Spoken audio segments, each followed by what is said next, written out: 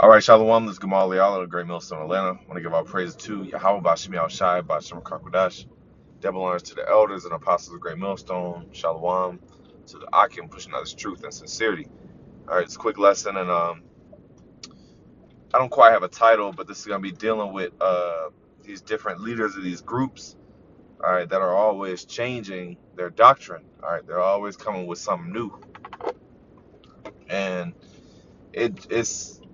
it's appalling. It's it amazes you because it's like, damn, they really have people that follow them.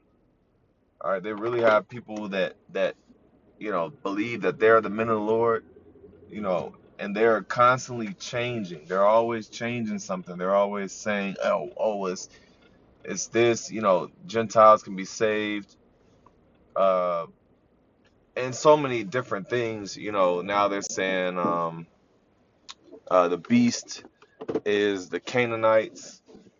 So it's always something new that these guys are coming with, and there's no way that the Lord is dealing with them, because the truth is simple. It don't gotta be all these different new revelations and breakdowns, man.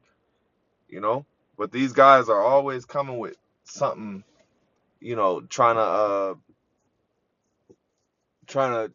come with groundbreaking shit. All right.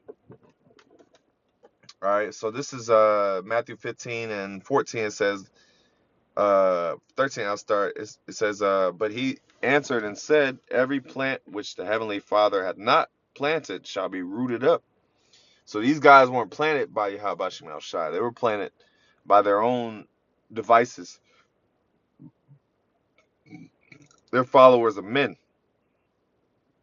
All right, because they're not if they would have followed, the if they were built up the proper way, then they would have been under order. They would have got up under the order of the elders and apostles. They would have seen the structure that Great Millstone has, and they would have joined that flow, and grew that way.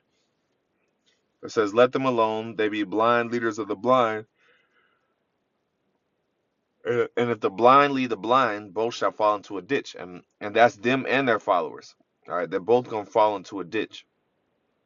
All right, because they are teaching things. Matter of fact, let's get that.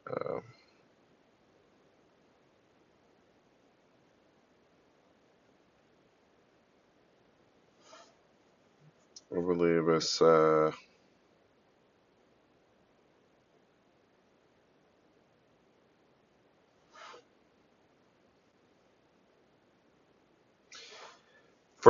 Titus 1 and 11. I started 10. It says, "For there are many unruly and vain talkers and deceivers, especially they of the circumcision." Matter of fact, I'm sorry, let me start at 9. It says, "Holding fast the faithful word as he hath been taught." Now, the context is we're talking about a bishop. It says a bishop must, when you read up the verse 7, it says a bishop must be blameless as the steward of Yahweh, not self-willed, not angry, not given to wine, no striker, not given to filthy lucre. Now, verse 9, holding fast the faithful word as he hath been taught. So it's simple. Hold fast the word as ye have been taught. But these guys, they're always coming with something new. They don't want to hold fast in what they were taught. They don't want to just settle with this thing is not really complicated.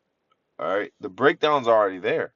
You don't gotta come with remixes. You don't gotta come and try to make your own spins on the scriptures. The problem with these guys is they get into these different commentaries, they get into these different topics and subjects, and they want to debate. They do too much with the scriptures. But it's very simple. The breakdowns are there. All right. You don't got, and a lot of this stuff doesn't pertain to salvation. A lot of these things that they go into, it doesn't amount to anything. It's just basically a bunch of vain talk, as the scriptures say. It says, for they are unruly and vain talkers and deceivers. And yeah, they're deceivers because they know better, and some, I don't know. I believe what they're teaching. They know better. Okay, they know better than that.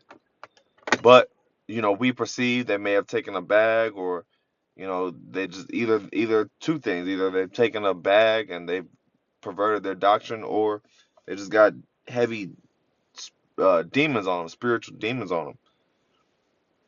All right, it says, for their unruly and vain talkers and deceivers, especially they have the circumcision, and yeah, they are of the circumcision.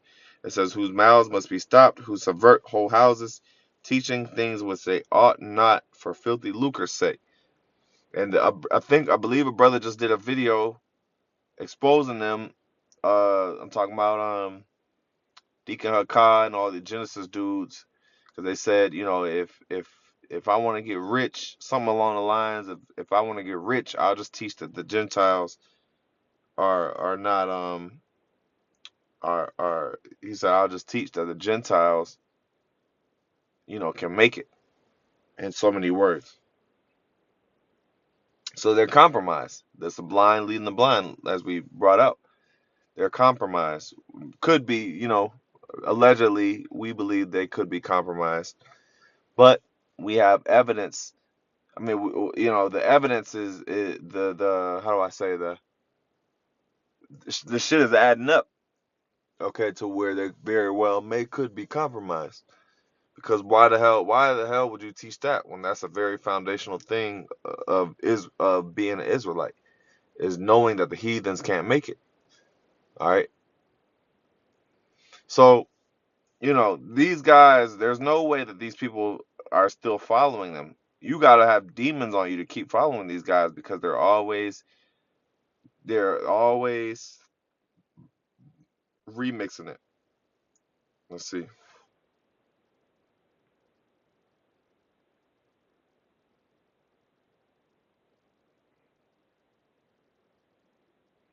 Proverbs 24 and 21. My son, fear thou the Lord and the king, and meddle not with them that are given to change.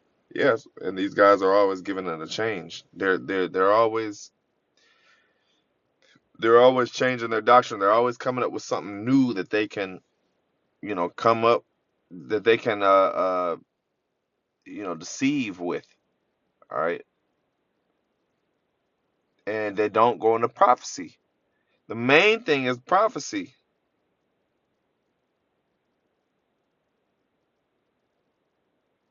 This is Acts 2 and 42. And they continue steadfastly in the apostles' doctrine and fellowship, and in breaking of bread, and in prayers.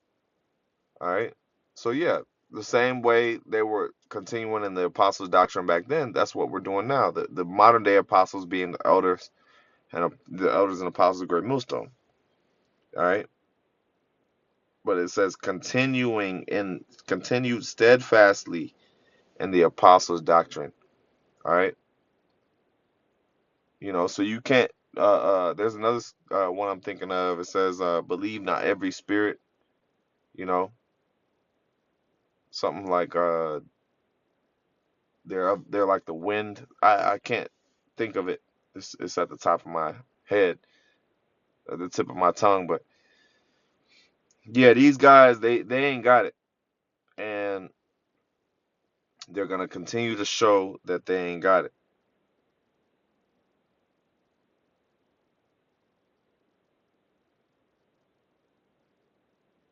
Let's see.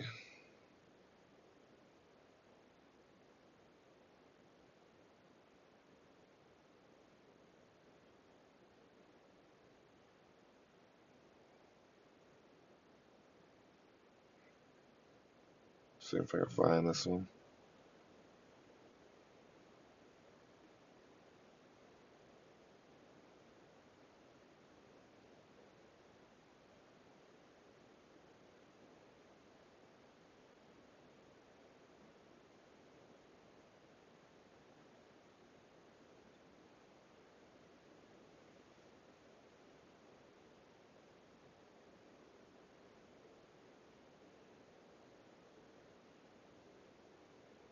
Here it is. Wait.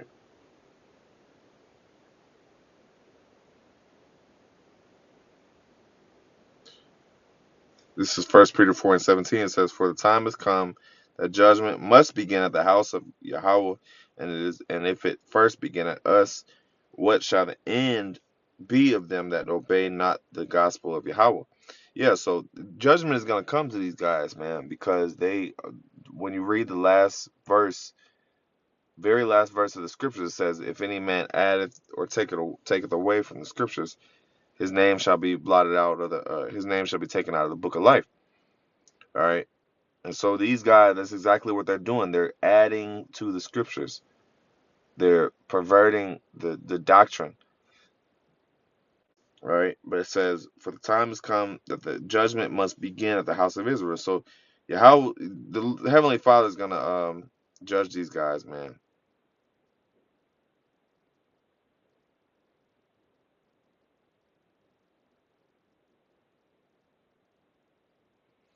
This is first,